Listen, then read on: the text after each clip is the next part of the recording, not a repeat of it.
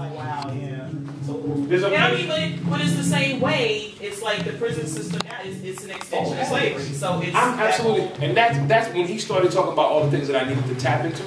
That's what made me do that, because he was like, you know, those are the things that you got to tap. In the minute, you know, the little subconscious thing that you don't want to deal with. The minute I like identified that process. I mean, I don't know. Yes, they have to know that. Even for a white man to go through that, if I'm going to own a prison system, and I know that the men are going to the prison's going to outnumber my guards and me 20, 30 to 1, I'm going to want to do something to take their manhood right away.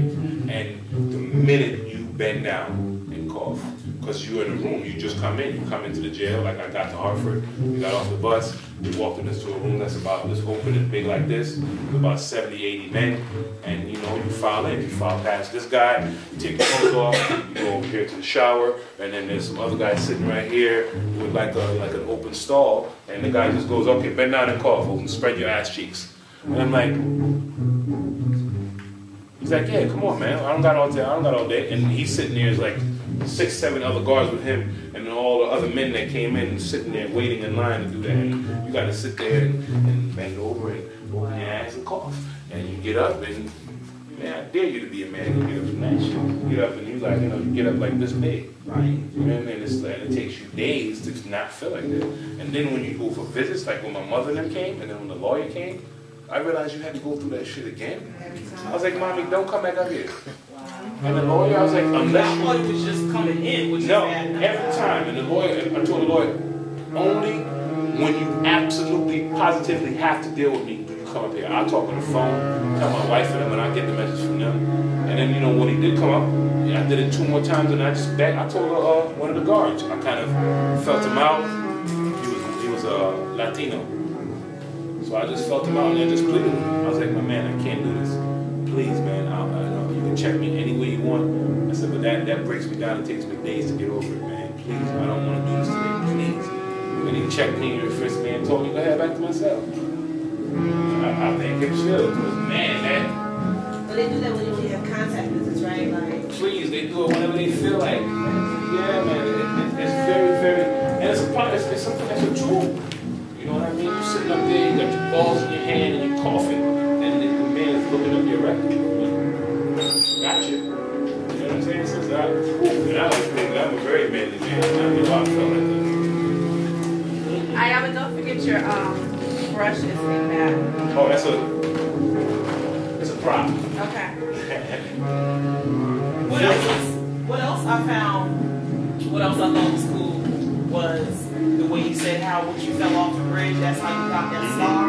And I didn't notice it until you pointed it out. But I'm always intrigued by how people got their scars, or whatever that is, because there's always like a story behind something. Yeah. So it's just kind of like a way of like people living life, and, you know. Like, you know what's crazy about this thing? Because I've had it in my head since I was 7 years old. Right. I don't see it. Like I literally don't see it when I look in the mirror. Yeah. And you know what I mean? Like I could have never been a criminal. It's like, yeah, suspect has 5-inch lightning bolt scar on left forehead. You know what I'm saying? It's like I have a scar like that on my leg for like the past 20 years. Crazy story. I fell off the bridge. My mother had a fit. I walked into the backyard with blood everywhere. Mommy had a fit. Fit. She was open. My mother got this thing where she opens her mouth and this sound, man. She just, it's not even like crying, she just opens it.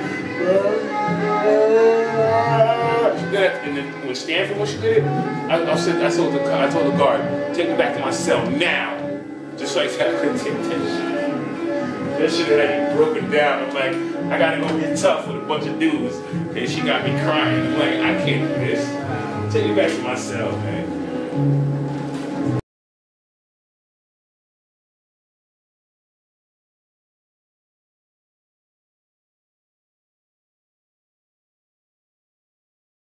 Some black tarp. She had like 100 yards of this shit here sitting around the house that she used when she's working to cover shit up.